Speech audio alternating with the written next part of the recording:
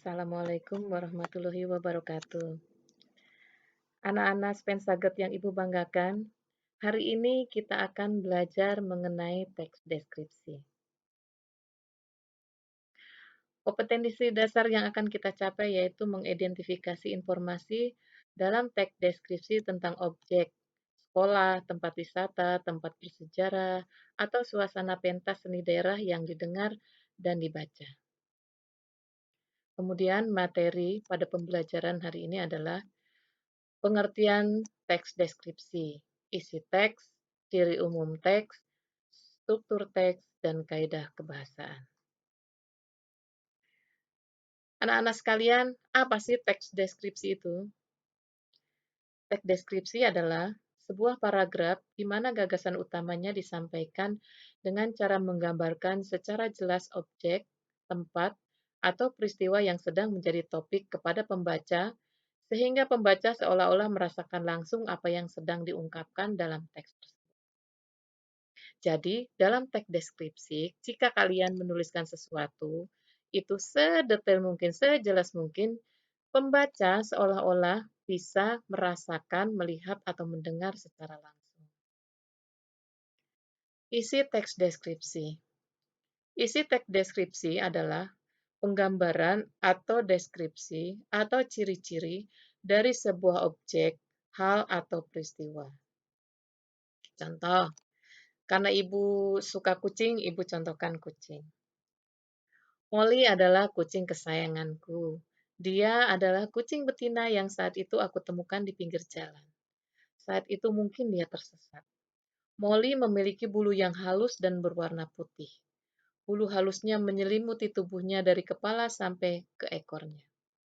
Tubuhnya bulat seperti bola kapas, dengan ekor panjang yang selalu bergoyang-goyang saat ia berjalan. Kaki-kakinya pendek dan menggemaskan. Setiap saat ia senang berlari-lari mengejar benda-benda bergerak. Kemudian struktur. Dalam teks deskripsi ini memiliki 3 struktur.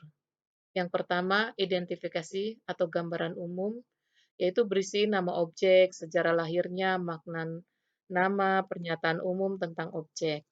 Kemudian deskripsi bagian. Nah, deskripsi bagian di sini sudah berisi perincian bagian objek. Seperti tadi contoh yang Ibu berikan tentang kucing, Molly.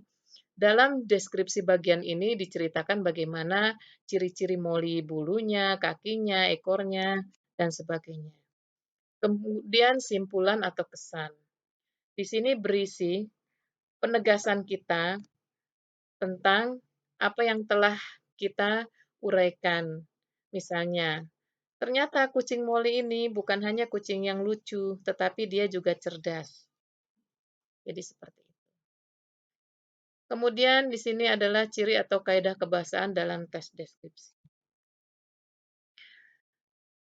Menggunakan kata benda sesuai topik yang dideskripsikan, seperti sekolah, rumah, guruku, bonekaku, kucingku, dan lain-lain. Menggunakan frasa yang mengandung kata benda. Contoh, beliau adalah seorang kepala sekolah yang rendah hati, dan lain-lain. Mungkin kalian masih bingung itu apa yang dinamakan dengan frasa. Nanti akan Ibu jelaskan secara khusus mengenai kebahasaan ini. Kemudian mengandung kata sifat yang bersifat menggambarkan, seperti misalnya di sini ya. 1, siswa rajin. 2, kaos kaki putih, dan lain-lain. Rajin, putih, itu merupakan kata sifat. Mengandung kata kerja transitif untuk memberikan informasi subjek. Misalnya di sini, siswa itu mengenakan seragam putih biru. Nah, kata kerja transitif yaitu mengenakan. Kata kerja transitif ini adalah kata kerja yang diikuti dengan objek, diikuti oleh objek.